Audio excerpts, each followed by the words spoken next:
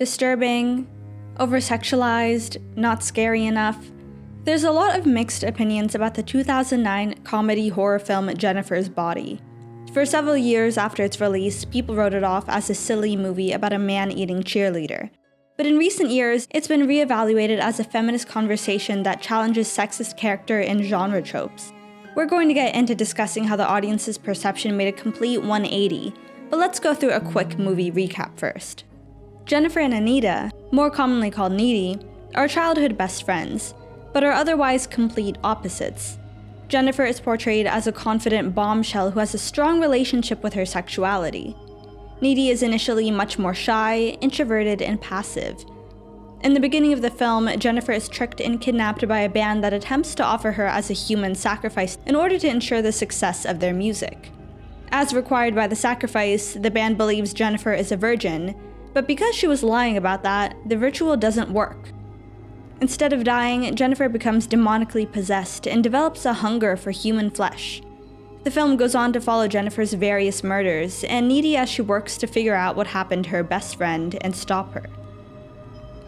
It's important to note that while the film shows Jennifer to be villainous, it also presents her as a victim of male violence.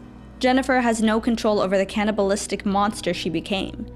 She trusts a few boys and ends up getting brutally attacked, a story sadly all too common in the real world. And in this scene, we see how fearful and helpless she is. There are close-ups of her terrified face, and we literally see the attack from her perspective at moments, which helps the viewer to sympathize with her. Unfortunately, particularly at the time of the movie's release, audiences had difficulty maintaining that compassion when assessing her character. With Jennifer's descent into violence, it's understandably difficult to stay sympathetic, but you must not forget that she's been forced into a life she didn't want. Furthermore, feminist themes are also present in the sacrifice scene by how she survives. Misogynist society has an obsession with women's virginity. They see women as pure when they're virgins and tainted when they're not.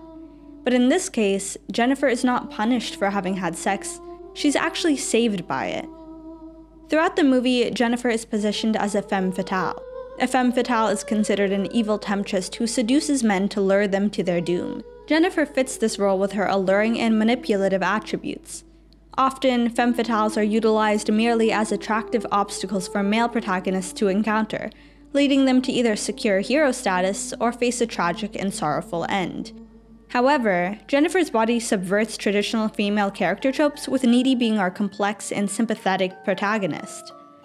Jennifer uses her sex appeal, arguably dehumanizing herself, to gain control of her male victims. They quickly fall into her flirtatious trap, despite the fact that she clearly leads them to unsafe, unsettling, and isolated locations.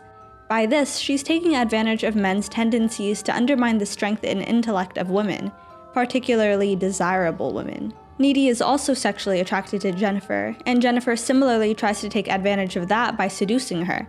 But Needy is the only character able to think rationally and save herself. Though it's difficult, Needy separates her platonic and romantic love for her friend because she's able to work out Jennifer's responsibility for the deaths of the young men. This film features no male hero. Needy figures out what happened to Jennifer by herself. She confronts Jennifer by herself. She defeats Jennifer by herself. And on the subject of Jennifer's death, there is an interesting joke made at her demise. My tit. No. Your heart. In this line, Jennifer is objectifying herself, worried about her breast before her life itself. This over-sexualization is what started her issues. She landed in this monstrous position because a group of young men felt entitled to her body, and she internalized her desires to adhere to the male gaze. Jennifer is forever changed by men's selfishness and misogyny. She's exploited, tormented, and then mercilessly blamed for the version of herself she's forced to become. Needy is able to recognize the situation for what it is, but it's ultimately too late for Jennifer. Unfortunately, these themes of misogyny and sexual exploitation are paralleled in the real world. Megan Fox, the actress portraying Jennifer, is seen as a sex symbol in the entertainment industry. She's regarded as the epitome of beauty, and her looks have brought her a lot of opportunities and adoration, but they've also brought her a lot of disrespect and objectification. You know, I think you're flirting with me. I'm kidding. Totally kidding. Come on. Jennifer's character in the beginning of the film is a great example of that. She's sought after and loved, but the men who seek her attention have immoral intentions, only caring for what she can give them.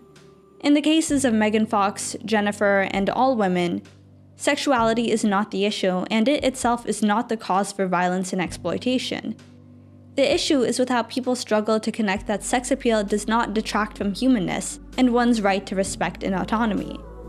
When Jennifer's body was released in 2009, this was something not many people were able to digest, which led to a mass misunderstanding of the film.